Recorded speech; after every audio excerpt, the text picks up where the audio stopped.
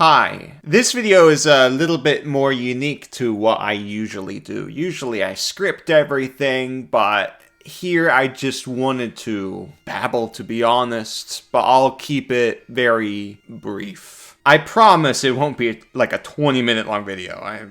People do that, and honestly, I think that's terrible. I'm also turning on webcam because I'm too lazy to animate and da. You get to see me. Yay! Gator's gone, by the way. He went swimming in the swamps. We're gonna get to the point. Power creep. Is it good? Well, out of all the tabletop systems I've played, I do actually believe that 5e has done the best job at it. From time to time, they like to flirt with it. Back in the days when I started, Hexblades were the big power creep at the time. And then slowly people realized that Gloomstalker was the best ranger. Eventually Tashes came out and people freaked out about Twilight Cleric and Peace Cleric. Then Chronergy Wizard came out in Wildmount, and Silvery Barbs came out in Strixhaven. And the most recent thing of all, which is honestly the biggest power creep to ever come to the game, is circle casting, and it's so insane. Oh my god.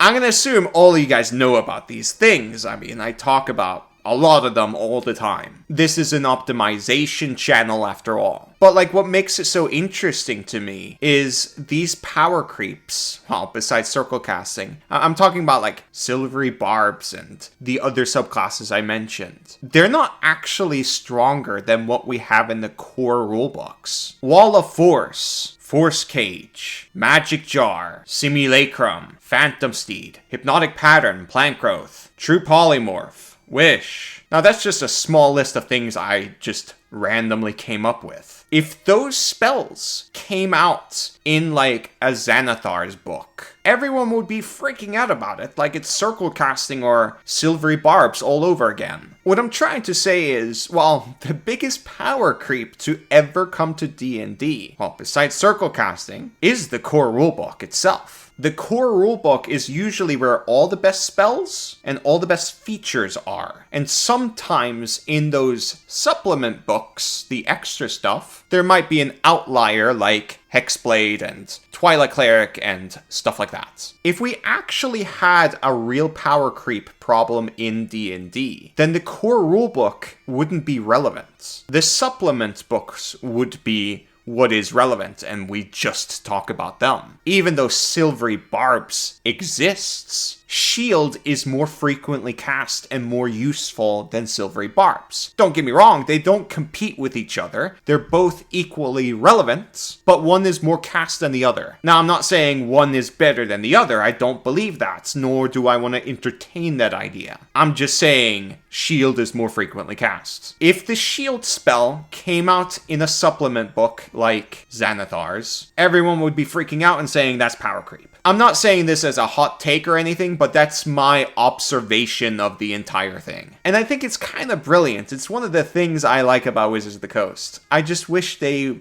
did more of it, surprisingly. And I wish they focused on the classes that actually need the power creep. Like the Marshals, for example. They're just underpowered. I want to see more Xanathar's Gloomstalker, you know? Or perhaps I should say the Echo Knight or the Giant Barbarian. But even with like Giant Barbarian, I don't think they power creeped it enough. I think they should have made it stronger. Anyways, I didn't really come here to change your mind or anything like that. I think it's interesting that everybody has different ideas in this hobby, and what I wanted to do is just entertain a dangerous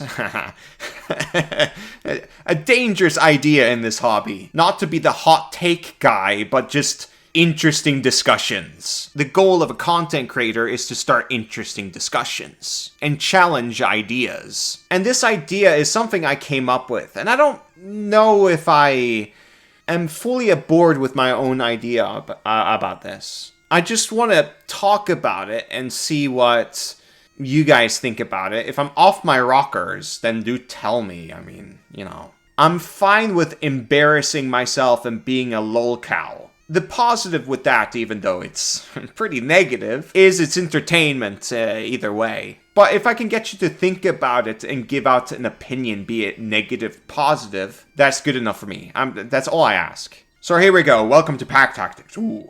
all the power creep that I've just mentioned, let's just focus on exactly one thing from now on. Let's go with Twilight Cleric. So Twilight Cleric is known as a perfect subclass where every single feature is powerful, which includes their extra spell list. There's only like one other subclass, which is Chronergy Wizard, that has a perfect progression like this. Well, pretty close to perfect, but still like really good. Uniquely super powerful. Is it bad for it to be powerful? The answer, a lot of people will say, is yes, because, well, it's not balanced to the other cleric subclasses or subclasses in general. It's more powerful than anything in the game. That is a fair enough argument I am satisfied with. I have no problems against it. But from like a player's perspective, and here's the thing with power. Power is really tasty. When you have a perfect progression you're excited for, that is good dopamine. And that's really what I wanted to question. Not necessarily power. Usually I go for power and I talk about power, and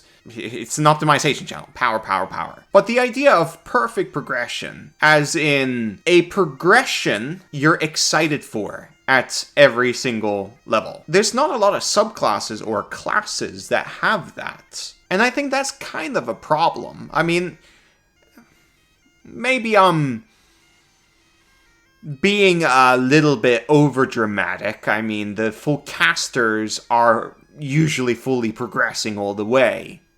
It's exciting to get the 9th level spell, of course. But that excitement is just in the spells. What about the subclasses? What about the classes in general? I think majority of us agree that we should be excited for the capstone every single time at least. But why not every single feature? Twilight Cleric does it, but it does it through power, which is a way of good dopamine. Not necessarily good design or balance, but it is giving us dopamine. We're excited for it. I remember when Twilight Cleric first came out, I was in r/D&D Next Discord server. Everybody just wanted to talk about Twilight Cleric when it came out. It was exciting. People were negative, of course, and people banned it and said this and that. Oh, what are Wizards of the Coast doing? End the days. But there's still excitement in the subclass itself. If you asked them if they were excited for every single feature, they would say yes. This looks awesome to play. But of course they would be worried about overshadowing other players or breaking the game. Valid.